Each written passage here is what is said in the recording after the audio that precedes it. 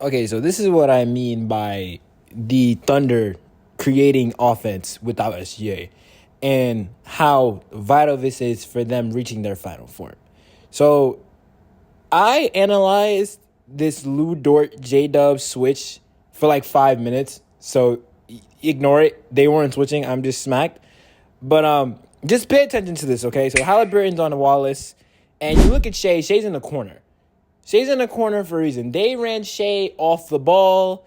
They were less aggressive with him, like I said before. They didn't start being aggressive with Shea until the second half. And it made sense because one of the main reasons why they lost game one was because they were vitalizing Shea. They were utilizing Shea every chance they got. And the Thunder don't work well with this. In fact, this was the Pacers' game plan going in. The best thing I would want if I'm going against Thunder is for the Thunder to only utilize Shea and not utilize anybody else. And what happened at the end? Shea missed that game winner. You could argue because he's not clutch or because he's a free throw merchant. But if you look at it from a basketball standpoint, he's probably most likely gassed. So that's just one thing I realized. But let's just get into this, okay? So we have Cason Wallace and we have J-Dub. So what's going to happen here is a simple little dribble handoff. You're going to see what I mean right here. So Tyrese Halliburton guarding Cason Wallace, right? So, right, if you already see here, right, as soon as I pause this, you already know what's about to happen. If you don't, basically what's about to happen is this will be called a dribble handoff. J-Dub is going to stay here. He's going to pass the ball to Cason Wallace, and Cason Wallace's intention is to dive to the basket. That's the point, because if you're looking at the floor, look at the paint, it's wide open, all right? And you're going to see what I mean. Okay, so Cason Wallace, right, that dribble handoff gets paid. What's look like it's about to happen is it's going to be a dribble handoff, and then J-Dub's going to screen Halliburton. Cason Wallace is diving to the rim. Now, that they could have done this because Halliburton is a fucking cone on defense. He can't do shit. He's a turnstile. You know what I'm saying? Like, I love Halliburton, but he can't play defense. All right, so look, that doesn't happen. So what happens is J-Dub isn't going to screen Halliburton. J-Dub's going to let Halliburton go under, and he's going to screen Nesmith. And the reason why is because if you screen, like I said, if you screen Halliburton, then now you have Nesmith guarding Wallace. So it essentially blew up the whole plan because the plan is for Cason Wallace to go downhill. And you're probably like, oh, what about Miles Turner, about Nesmith? They can't do anything because Chet and Shea are sitting at the perimeter. You know what I'm saying? Pascal can't do anything either because Lou Dort's on the perimeter. So just this offense alone, creating offense outside of Shea, just makes this Thunder team that much dangerous. And you're going to see here, right? J-Dub sets this screen. He's going to set the screen on Wallace instead and let Tyrese get back on it because at the end of the day, that's the weakest link. And like so, Halliburton can't guard. Even if Nesmith digs, it serves no purpose. I already got a full head of steam. Easy bucket. And look, here it goes again. It wasn't just Halliburton. It was also Nesmith. The Thunder will constantly kill you with these ball screens. So right here we have a Lou Dort screen on Nesmith. And you're looking at this and you're just like, what the hell is going on? This is a kerfuffle.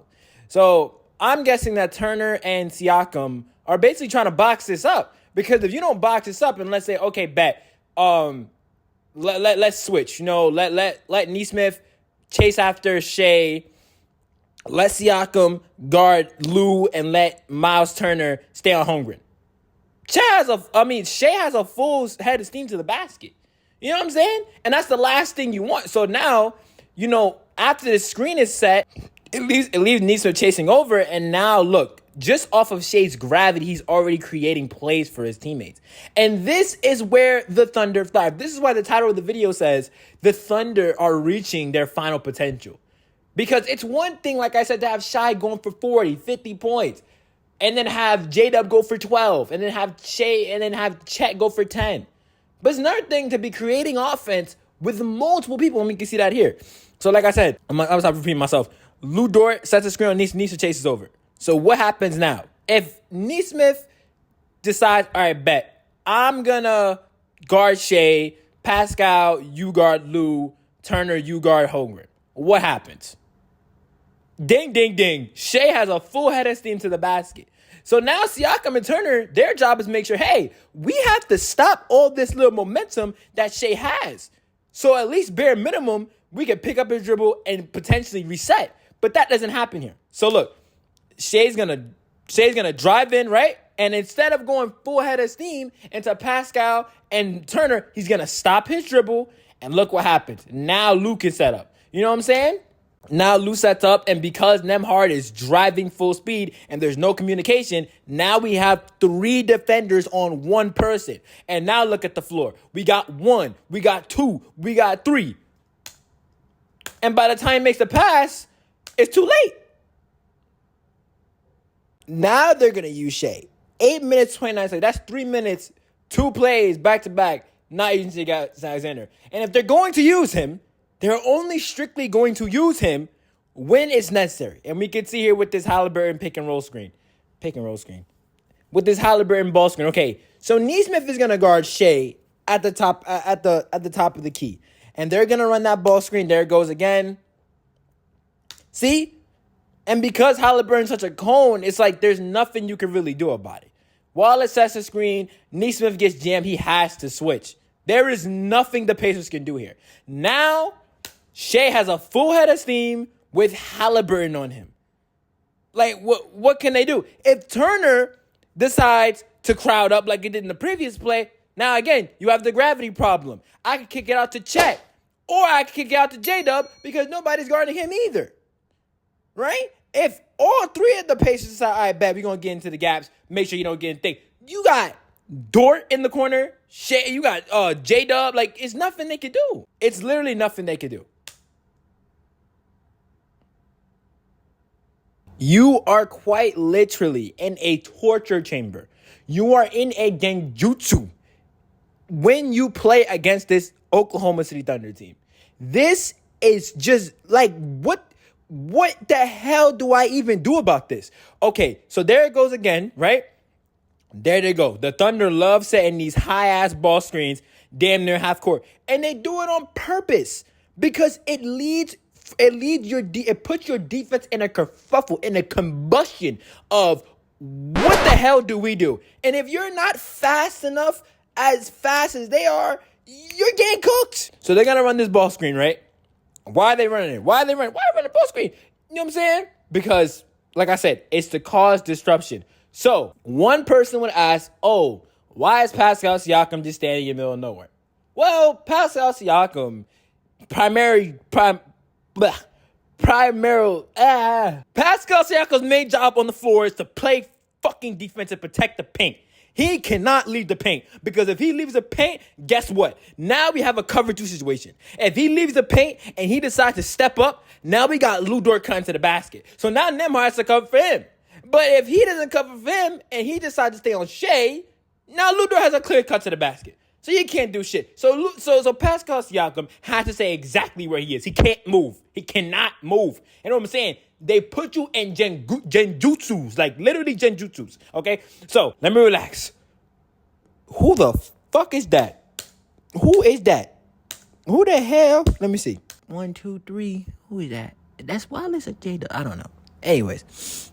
No. I think that's J-Dub. I'm not sure. Anyways. So, right? Like clockwork. I mean, like, Halliburton can't do anything because he's technically out of the play. It'd make no sense for him to go guard it because now we have miscommunication at the top of the key. Wiggins do whatever the hell he wants. So you can't do nothing with him. Turner's doing the right thing here. You have to get into the gaps and stop this momentum so he can't go to the basket. Of course. Right? But then you pose another threat because Chet Holmgren's open at the 3-point line, right? So as I keep playing the clip, it gets worse. Okay? So J-Dub is going to get into this lane right here. Turner's going to cover it up. Now, once again, Pascal Siakam still here cannot move. He cannot move. Especially right now because if Pascal goes to Chet Holmgren, now Lu Dort is open. Right? And if Lu Dort is open, you know what I'm saying? Now Shea's open. So technically speaking, Andrew Nembhard, without even Pascal Siakam doing anything, is still on a 2-on-1. And Chet is unattended. Right? So, right? And then also to point out, and Nembhard is anticipating. He knows it's going to him. So they're gonna So J-Dub is gonna make the Pacers think they're gonna pass it to Holmgren, which causes Nembhard to chase after to go after him, right? But they forgot all about this guy standing in the corner. And that's what I'm saying. Constant genjutsus. Like, there's nothing you can do about it. I've never seen an offense that can put you in a cover 2 twice, where no matter what you do, you're toasted. Like, they ran a ball screen at the top of the key, at the damn near half court line, and it's like, there's nothing the Pacers can do here. Nothing. Look, it's too late. The ball's already in there. Listen, okay, I just don't know, okay? The Oklahoma City Thunder have been training in the Hidden Leaf Village for Game 2 because this is just preposterous, disastrous sorcery witchcraft. I just don't know anymore. Okay, so boom. Like I said before, you already know what's coming, right? They're going to run those ball screens, high ball screens by half court. They're going to do it with Nesmith, right? Bam. I'm jammed by the screener. Now Obi Toppin has to switch onto that. But I want you guys to pay attention to the paint here. The paint is wide open. And the reason why is because all of the Thunder players are meshed up into one side of the floor. And that's another breakdown for another day. But that's very important because if you look at the previous play, the Thunder played very, they were all around the floor. But look at this. They're on one side of the floor and the other side is unoccupied. So what does this do? This gives Shai full room to operate. Now, if you haven't watched before, when it comes to great scorers like Shai, it creates a double-edged sword because now not only am I good with the ball in my hands, I'm good off the ball because I can create scoring opportunities for my friends for my teammates. For my teammates. Lock in. Okay. Woo! All right. So, Shai is going to, you know what I'm saying? He's going to get this switch. You already know what's about to happen. I'm going full head of steam to the basket. But whoa, Miles Turner, I got to get in the paint to stop this momentum. Right? So that's what he's going to do here. So Shai's going to go down the floor. Miles Turner, I got to get there. But look what I said before when it comes to this Thunder team. It's the gravity. Because now Miles Turner is so focused on Shai that look who comes creeping through the cracks. Isaiah Hornswoggle. Now he's, hi, how you doing? Hello. Also, look at this side of the floor. Not one, not two, but 3 defenders are anticipating Shai. And why are they doing this? Because he reset a dribble. So now the Pacers don't know what the hell this guy's about to do with the ball. Is he going to spin off? Is he trying to reset a dribble? Because if he's trying to reset a dribble, then it makes sense for Nembhard to watch him. I don't know why Halliburton's do it, but like I said before, Halliburton's a turnstile. The dude doesn't know what the hell he's doing on defense. Okay, it doesn't take a genius to realize that. I have no idea what Ben Mathurin is doing here, but this is just what the Thunder do with Shai. Like, he's just that much of a lethal scorer that the minute he resets his dribble, all eyes are on him. And you can look at players like Stephen Curry, Kyrie Irving, LeBron James, Nikola Jokic, Luka Doncic. These basketball players, when it comes to scoring, it's like your eyes have to constantly be glued on them. Okay? And like I said before, like we discussed in 2 plays before, right? It's another genjutsu. Everybody's focused on Shai that now Caruso can just slip to this corner and now we got an open 3. Because what can the Pacers do? They can't do anything. Okay, so the second quarter was just like OKC just turned a new leaf. But if you thought we was going to break down this game without talking about this Wiggins Halliburton crossover, you got your fucking mind. Now, okay, I don't really know how to break this down. Halliburton is really bad at defense. Like, he just isn't good defensively. Like, okay, sure, he'll get the steal off a help defender or something, but on ball, off the pick and roll, he is very bad. Okay, and in this situation, we're not even doing pick and roll. This is man-to-man defense. This is man-to-man defense. You can't X and O this. Like, if my player is just that bad at defense, I have to have people in the gaps. But then that serves a danger within itself because now if I have Nesmith in the gaps and Turner in the gaps, so he can't cook you. Now Lou Dort got space to operate. You know what I'm saying? So we're just going to admire this. Just don't say anything. Just admire. Like, Jesus Christ. Moment of silence.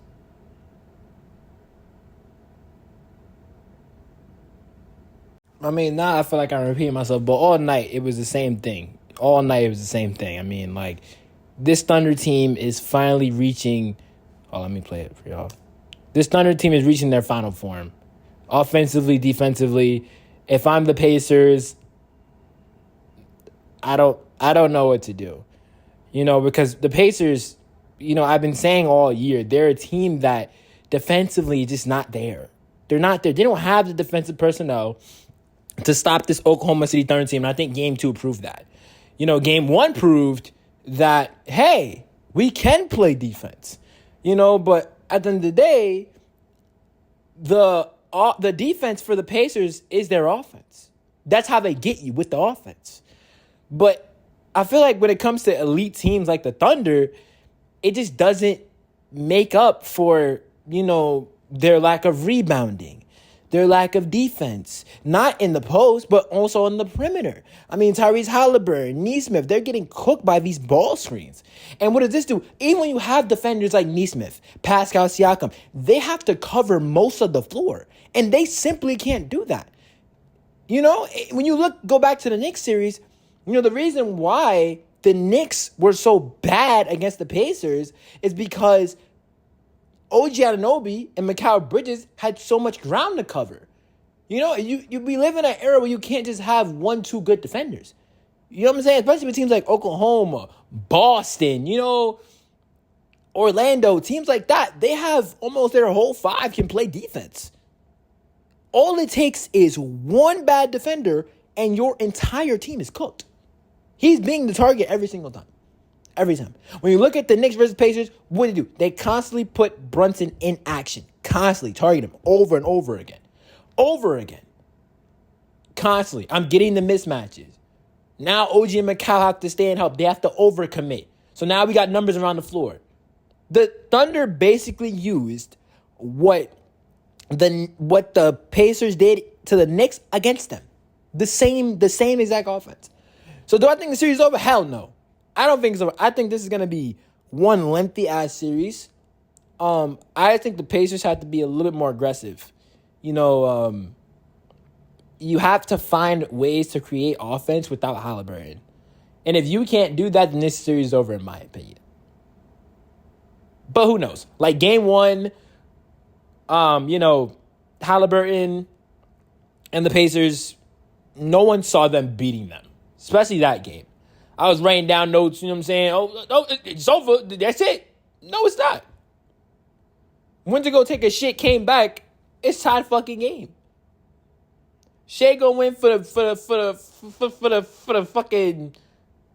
mid range. He missed. Halliburton, same shit, game. So who knows? Okay, but I don't know, man. This is one hell of a finals. Damn sure taking up most of my time. Without further ado, man, if you enjoyed the video, man, like, comment, subscribe. If you think I'm an idiot who don't know basketball, that's cool too. You could dislike, but subscribe, bro. Subscribe. We're gonna end class a little bit early. You know, I don't know what else you want me to cover. You know, it's 80 to 100. It's 80 to 100. But anyways, guys, stay sturdy, stay healthy. Class dismissed. Love y'all, boys. Road to 100. You know what I'm saying? And, yeah, we out.